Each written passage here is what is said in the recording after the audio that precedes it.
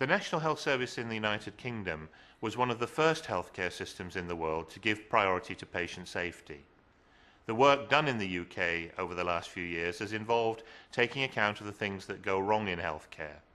The frequency of medical error and unsafe care is much higher than we've realised in the past. Something like 1 in every 10 patients admitted to hospital suffer from some form of medical error.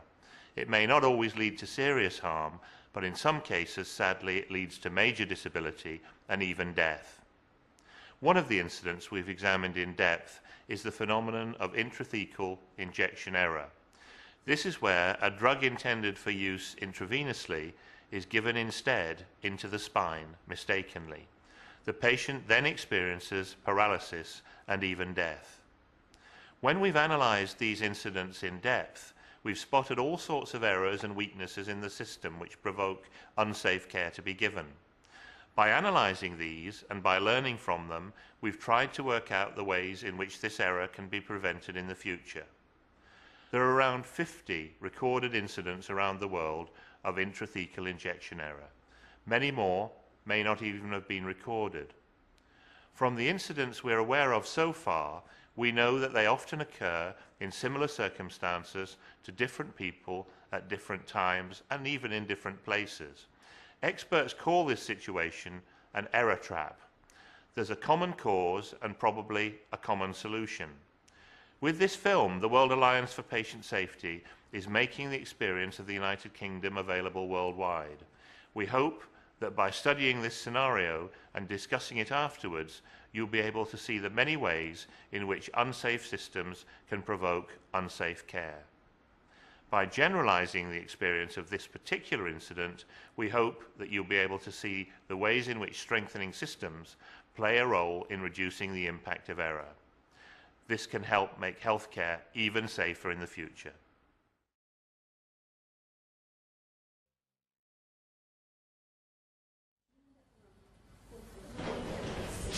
Oh, morning. Oh, Dr. Livingston. Yeah. Telephone. Oh, thanks, Sam. Excuse me, Duncan. Hello? Dr. Livingston? Yeah. It's Ramesh Shah, pharmacy here. Yes, it's about Mrs. Jane Hughes.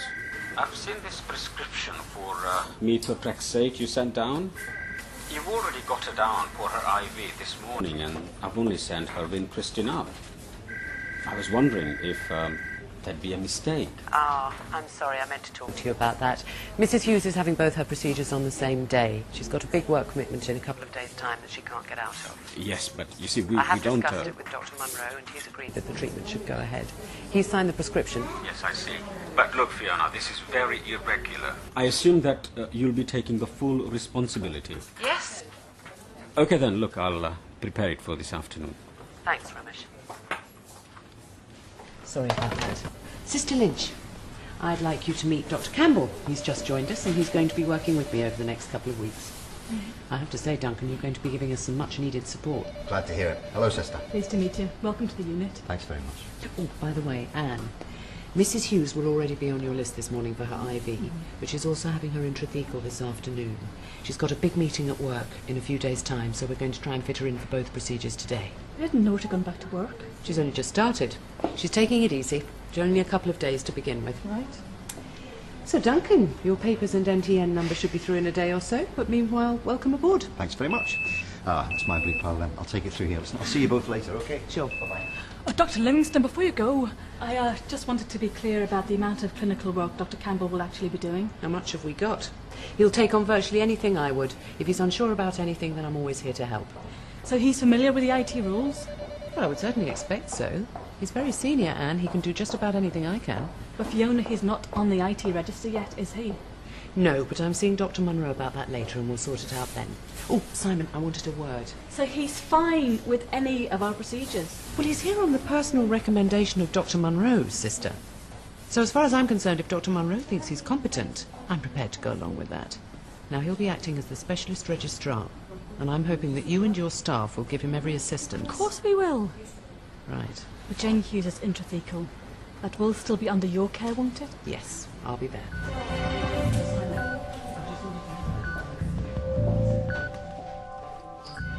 Hi, Abby. It's Jane Hughes here. Abby, I'm going to be late. I'm stuck in the most awful... Oh, sister, Jane Hughes just phoned. Apparently there's been a really nasty accident on the motorway and she's caught in the tailback. Great. Yeah, she says she's going to be quite late. At least 2 hours. Oh, what a day to be late. Look, Abby, I'll be off shift by the time she gets here. I've got to leave a bit early for a dentist appointment. I'll put everything in the notes, but I'm going to miss the handover. So can you make sure that Sister Roberts knows what's happening? Of course, I'll get the notes ready for her.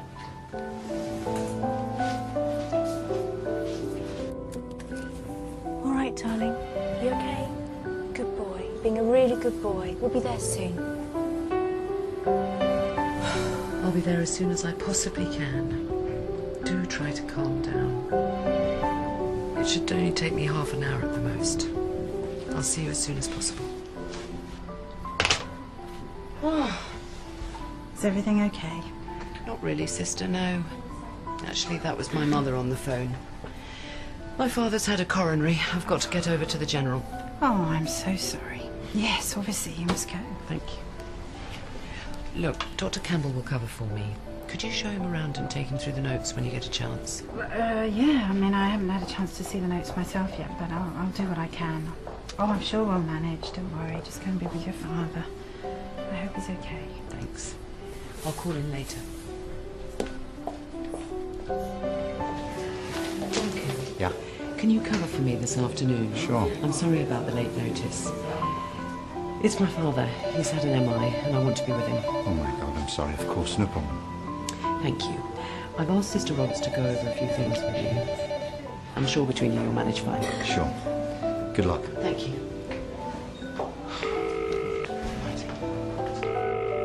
Dr. Robertson. Simon, it's Fiona Livingston. I'm sorry about the short notice. My father's had a coronary. I've got to get over to the general. Oh, I'm sorry to hear that. Okay, yeah.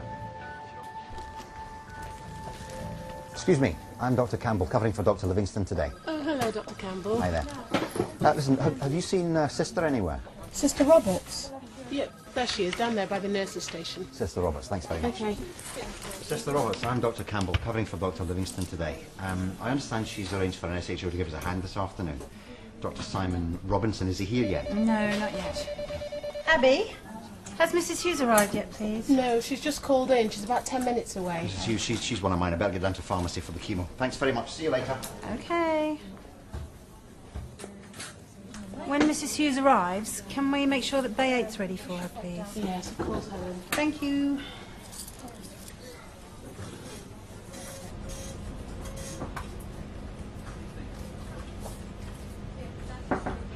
Come in.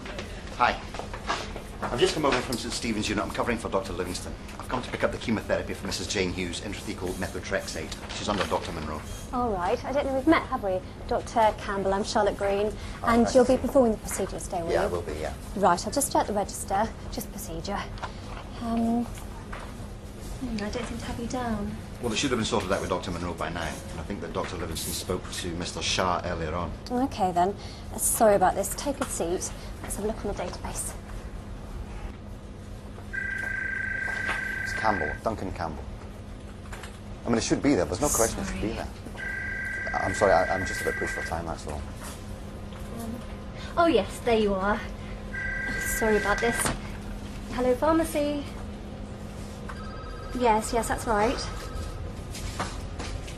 And what's the patient's name again? Sure, that's fine. Be ready by 4 this afternoon, okay? Great, bye. It seems he's only just put you on the list. Now, your patient, would that be a Jane Hughes? Yeah, that's her. Right, I'll just check this is ready for you. Thanks.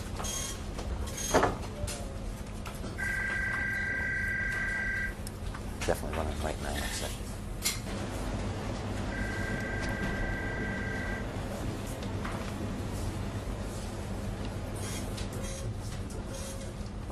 Here we are, Doctor. Methotrexate, 2 milligrams in 2 mils.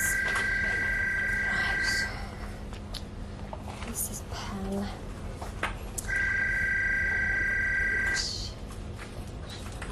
Clean.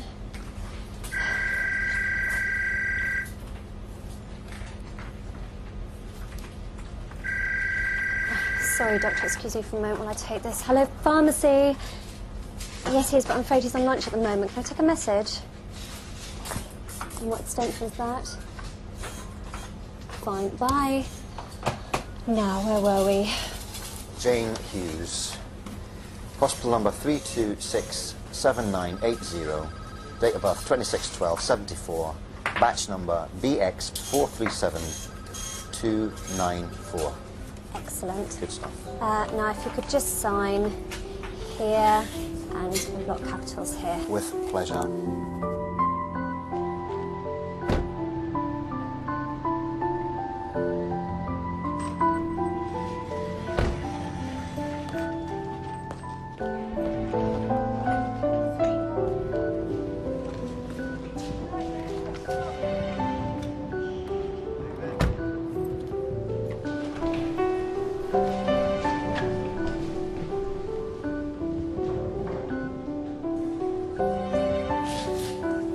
Bye-bye, sweetie. Hi, Jane. Oh, hi. Oh, you must have had a nightmare journey. I'm so sorry, I feel awful. No, don't worry. Gosh, hasn't he grown? Yeah, he's into everything. Where are we today, Abby? Well, I'm not quite sure what's happening today. They're having a few problems. But I'm pretty sure we're in Bay 8. Right. Yes, it's this one. Look, can I take your bag? Oh, thanks. Okay. Ah, sister, has Mrs. Hughes arrived yet? Yes, she is, just settling in now. Great. Look, would you check this methotrexate with me, please? Sure. Thanks a lot. Jane Hughes, number 3267980. Date of birth, 26th December, 74. Can I borrow your pen? You can. I've left mine in pharmacy. There we go. Thanks a lot. Look, would you put this in the fridge for me while I go and deal with this? Thanks a lot.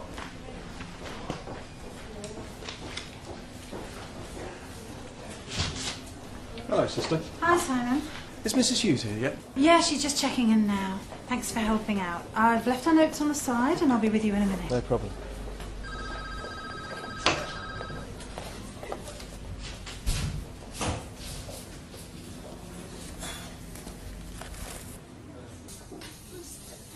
So, how's George? He's a bit hot and bothered, actually. He had a terrible tantrum in the car on the way here. Oh, dear. Oh, I don't really blame him. We were stuck bumper to bumper for hours. It was awful. Anyway, he's settling down with his dad now, so... Could you pass me my Walkman, Abby? It's in my bag. Oh, I'll just do your blood pressure and then I'll get it for you. Hi, Abby. Oh, hi, Simon. Don't see you here very often. No, I've been on nights, just come off. Oh. Oh, could you get James Walkman out of that bag for me, please? So, what can I do for you? Dr. Livingston asked me to give you a hand this afternoon. Seems like she's got her hands full. Oh, great. Sorry, Mrs. Hughes, isn't it? Yes. I'm Dr. Robinson. Hi. How are you feeling? Pretty awful, actually. I've been stuck in the car for hours. I'm so sorry to hold you all up. Oh, no problem. No problem at all. Right, Mrs. Hughes, I'm Dr. Campbell, covering for Dr. Livingston this afternoon. Hi, Dr. Campbell. I heard about her father. It's awful. Will he be all right? I'm sure he's in very capable hands. Ah, you must be Dr. Robinson. Thanks very much for helping us out at such short notice. No worries. Happy to help.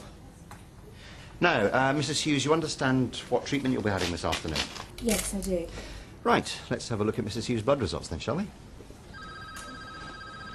Yep, that all looks fine. And the consent form? Yes, I have. Observations all right? Yeah, fine. Right, would you check the wristband with me, please? Right, it's Mrs. Jane Hughes, hospital number 3267980, date of birth 26/12/74. Good. Lovely, perfect like that. Can you get some help, please? Got to go, Dr. Campbell. If they need us, I presume they'll call. Let's just get on with this.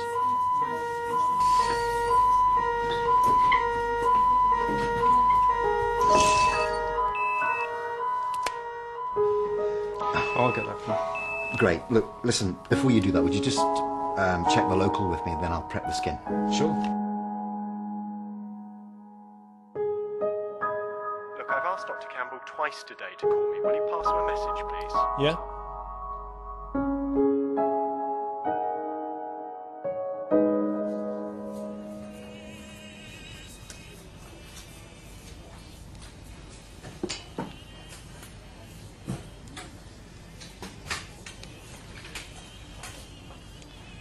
Now, you will feel just a little bit of pressure here. There we are. Wonderful. That's great.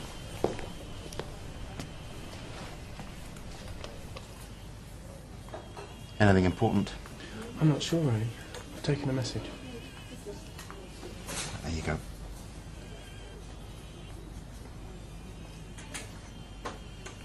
Right, so who was it? Someone from admin. They want you to give them a ring back. That's the third time today. Right, I'm ready for the chemo now. Simon, I'm sorry, would you mind going and picking it up from the fridge? I think we've lost staff nurse completely now. It certainly seems like it. I think there's a problem on the ward. I'll find out what's happening. Thanks very much. Is everything all right, Mrs. Hughes? Won't be much longer now.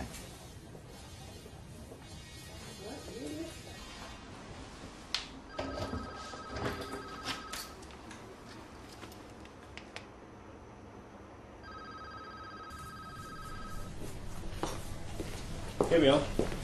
I'm afraid Abby's going to be a while yet. I've just seen her rushing around. Look, we can't afford to waste any more time. You'll just have to check it with me. Is that okay? Okay. Fine.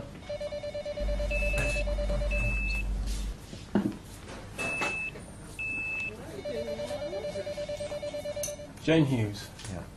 Hospital number 326-7980. DOB 261274. Yeah. Expiry date 080903. Everything okay? Simon, Dr. Campbell? Yeah, everything's fine. Fine. I understand you've got a bit of a problem on the ward. Yes, I'm sorry. Staff nurse shouldn't be too much longer. Actually, we're nearly finished here now. Tell me, has my next IT patient arrived yet? Yeah, he's in the waiting room. I have explained we're running late. Can you check his blood results? They're not looking Okay, good. thanks. All right. Ignore it. Just ignore it. You will thank Dr. Livingston for me, won't you? It's such a help you fitting me in like this. Of course I will. It's not a problem. Thanks.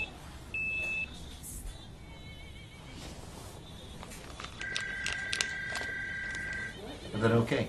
Okay, fine. Right.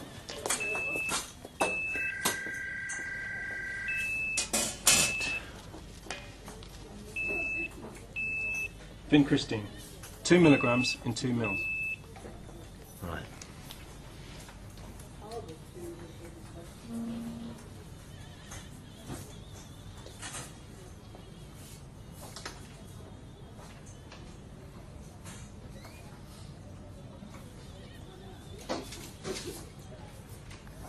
Okay, that's it.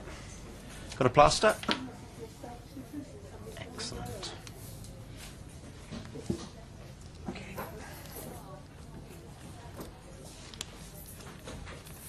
Brilliant. Sorry to hold you up. You can't have finished already. Yeah, we have, yeah. I've got the methotrexate. So what have you given her? Oh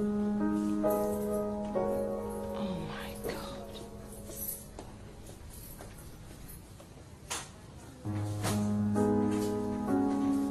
Can someone call Dr. Monroe, please?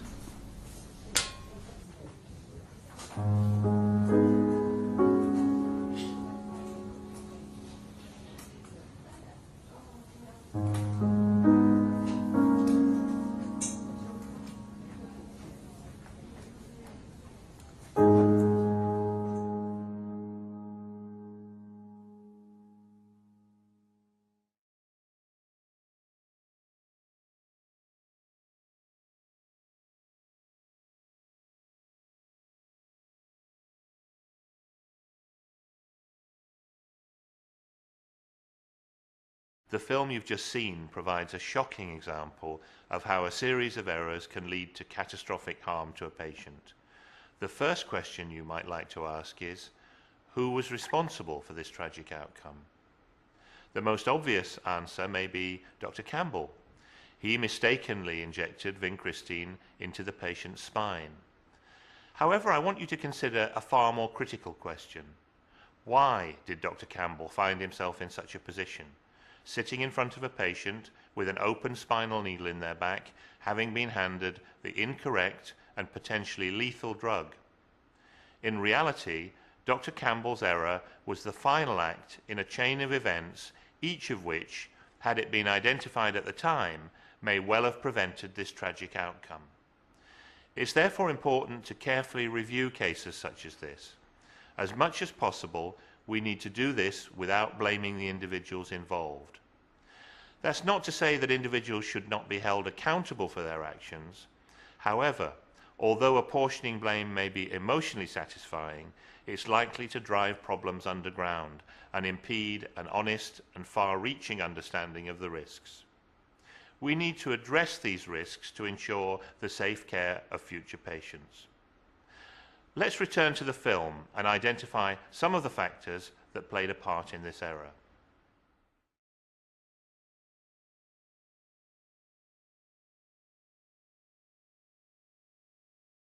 In most healthcare settings worldwide, there are strict frameworks in place regulating the use of chemotherapy drugs like vincristine. These include prohibitions against storing such drugs in a fridge with other medicines and giving them in conjunction with other therapies. In many countries, there are also regulations specifying that a registered chemotherapy nurse must be present during the procedure and that the treatment must be given in a special room or bay. These types of frameworks and regulations are known as standard operating procedures or guidelines.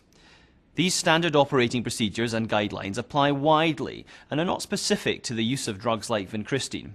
For example, well known are the Advanced Trauma Life Support Guidelines from the American College of Surgeons and the World Health Organization's Pain Ladder for safe and effective administration of opiate analgesia. In the film we have just seen, you should clearly note that the standard operating procedures and guidelines were not adhered to. Yes, it's about Mrs. Jane Hughes. I've seen this prescription for methotrexate you sent down. You've already got her down for her IV this morning. And I've only sent her vincristine up. The methotrexate should not have been dispensed on the same day as vincristine. A mix-up of these two drugs could lead to fatal consequences, and a protocol was in place to prevent this. Had it been adhered to, the error may have been avoided. Okay then, look, I'll prepare it for this afternoon. Factors that may have led to the pharmacist breaking the protocol are many and varied. They include the pressure of work and a hierarchical management structure which does not encourage constructive questioning of the doctor in charge. I've come to pick up the chemotherapy for Mrs. Jane Hughes, intrathecal methotrexate. Dr. Campbell should not have been allowed to administer chemotherapy. I don't seem to have you down. He was not confirmed as having the skills to do this. Despite this, the nurse was persuaded to allow him to practice on the ward, and the pharmacist allowed him to pick up the prescription. A system was in place, but not adhered to. Here we are, Doctor. Methotrexate, 2 milligrams in 2 minutes. Sadly, in many areas of healthcare, when these procedures are in place, their purpose is often misunderstood, and they may even be treated with contempt. Lack of organisational leadership, poor communication, high workloads, and inadequate education and training all contribute to the lack of adherence. Actually, standard operating procedures and guidelines can be a great protection against error. Their objective is to make patients and practitioners as safe as possible each and every time that a procedure or action is undertaken. Standard operating procedures do not destroy clinical autonomy or decision-making. Rather, they provide an evidence-based, agreed framework for protecting patients against error. Wherever possible, they standardise the procedures in place so that everyone understands their role and what is expected of them. Where standard operating procedures and guidelines are present, they must be adhered to. Where they are not in place, appropriate measures should be taken to establish them. We need to make sure we have an organisation-wide view of standard operating procedures and guidelines, so these essential components of safe care do not fall by the wayside. We need to see such procedures as the hallmark of professionalism and good patient care, rather than as an enemy. When standard operating procedures and guidelines are present, we need strong and visible leadership to ensure they are adhered to. For your organisation, ask yourself the following questions. Could standard operating procedures and guidelines be put in place to make delivery of care safer? Are standard operating procedures and guidelines being adhered to? And if not, which pressures prevent their operation? Is there a culture of contempt within your organisation for standard operating procedures and guidelines?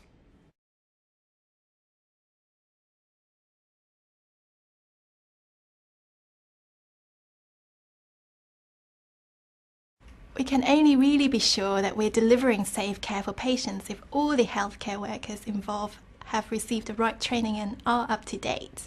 A healthcare professional who has not received the appropriate training or guidance may feel under a lot of pressure to just do the job.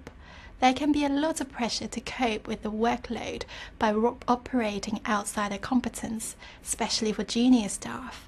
Such staff may not be well placed to judge their own level of competence. They may be over or underconfident because of their limited experience. This is a potentially dangerous situation where errors can easily occur. In the film, it was obvious that nobody had a clear understanding of the level of training or experience that the newly appointed Dr. Campbell had.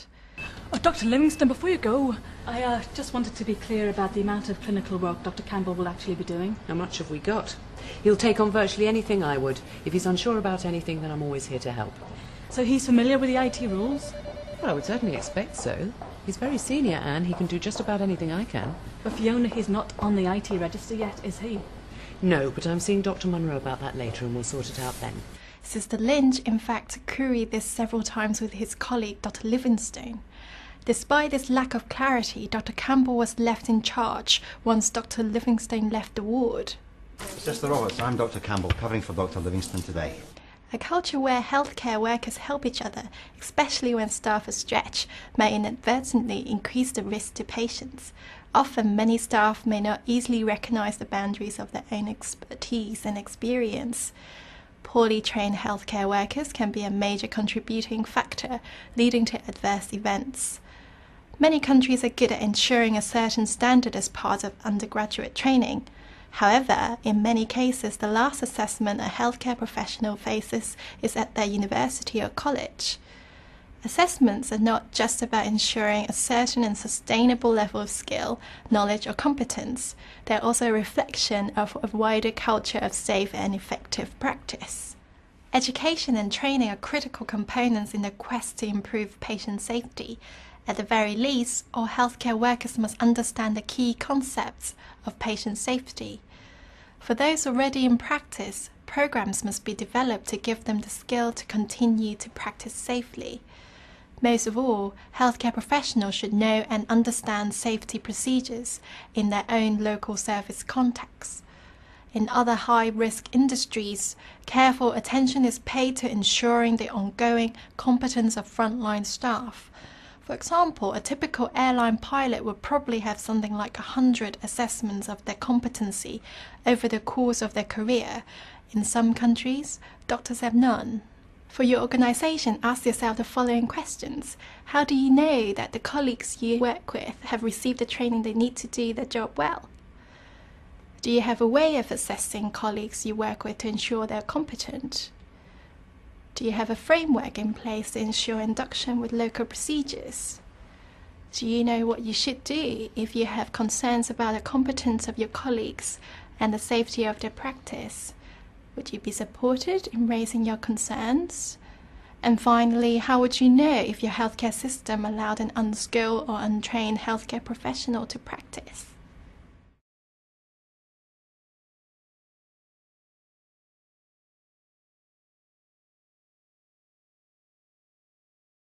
Clear communication and effective team working between different healthcare workers from different professional groups is essential for delivering safe care for patients. In many countries, healthcare is becoming more and more specialised, and clear communication within the multidisciplinary team is vital to ensure there is clarity of roles and responsibilities, procedures and outcomes.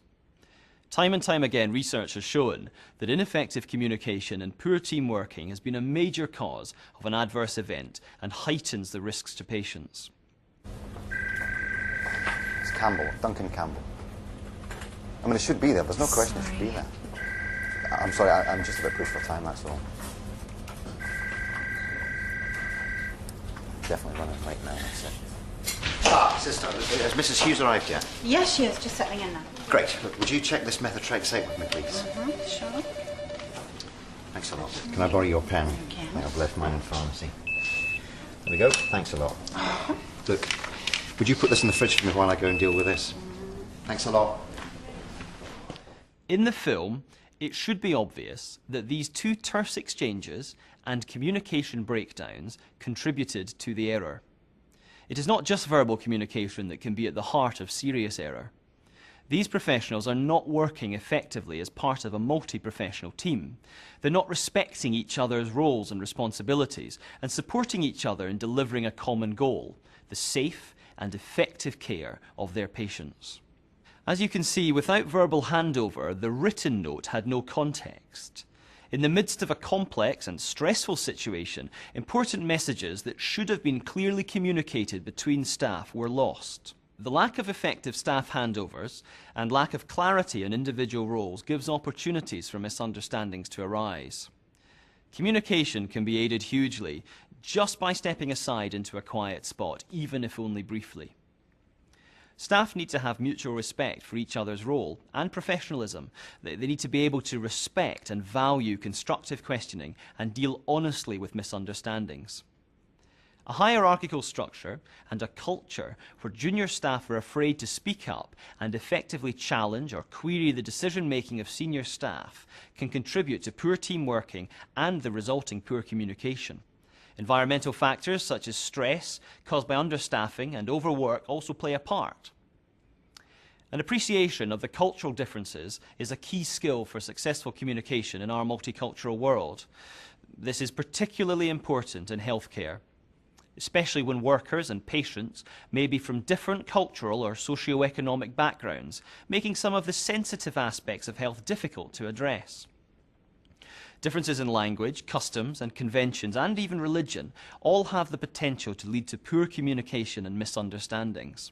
Some organisations still have a culture where respectful dialogue and inquiry is not encouraged. We need to move away from this to a culture which requires open and honest communication between all players in the healthcare setting. Handover and clear documentation need to be actively encouraged and promoted. Effective teamwork needs to be encouraged. For your organisation, ask yourself the following questions. To what extent in your healthcare setting have you addressed the need to have effective, multidisciplinary communication? Do staff value or even know about each other's roles? Can junior staff approach senior staff and make a legitimate inquiry about the safety of a situation? And finally, do you work well as a team?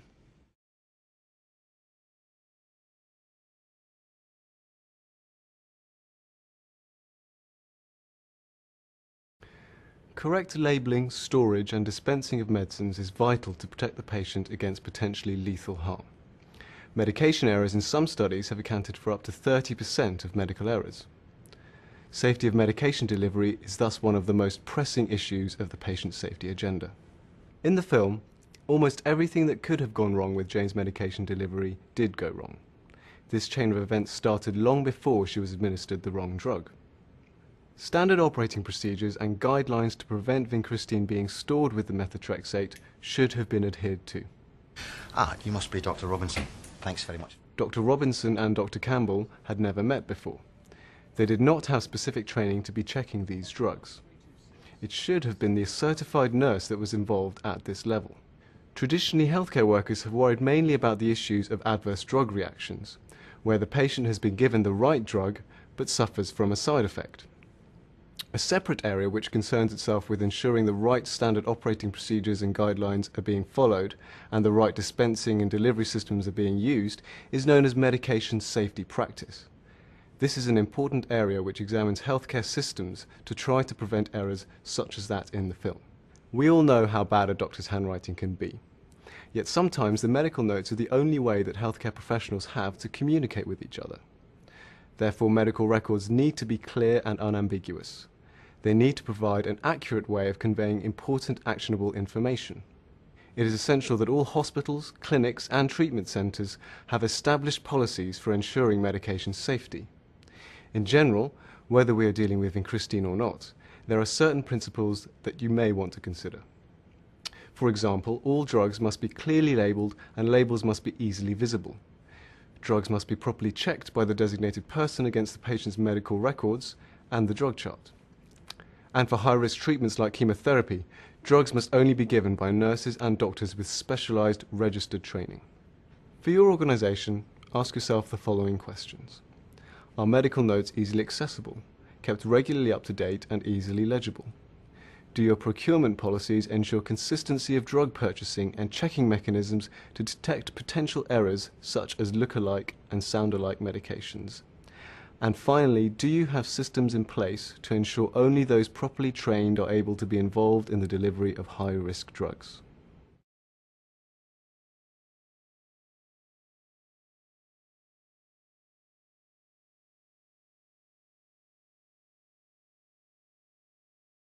Of all parties in a healthcare setting, patients often have the least input into their care.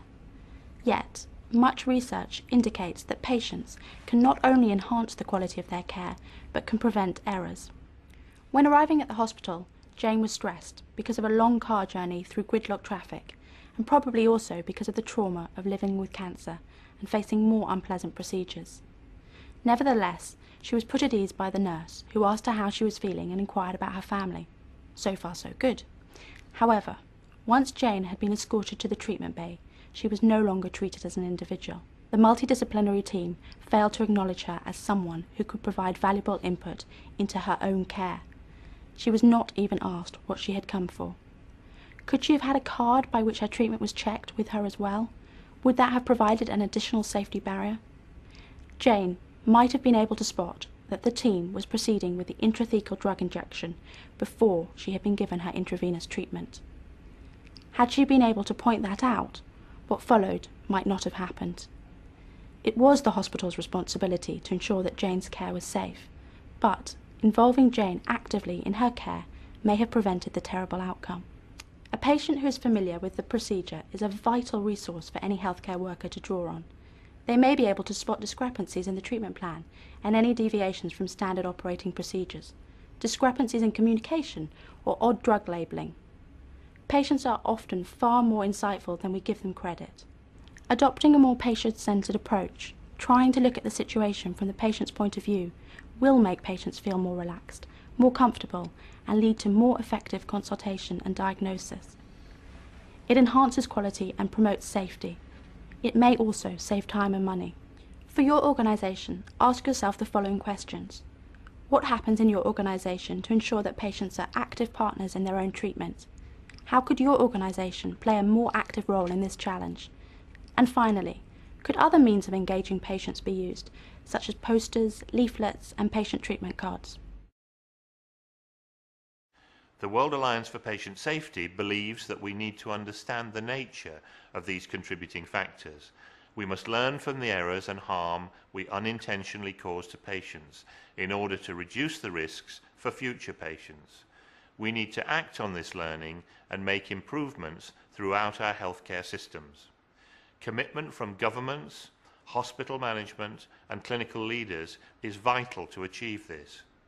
We must also work collaboratively with patients. But let me finish with 5 challenges.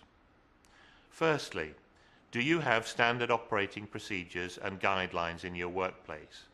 Are they adhered to? If not, why not? Could you develop these if they're not already in place? Secondly, does your workplace have a framework in place to ensure healthcare workers are up to date with training, and are they safe to practice? Thirdly, do you communicate effectively with your colleagues as part of a multidisciplinary team? Fourthly, is information about the safe use of drugs accessible to you in your workplace? And finally, have you engaged your patients in their own care? Analysing and understanding errors like this will take us away from a blame culture and move us to a situation where we can offer safe, high quality and sustainable care to our patients, not just now, but in the future.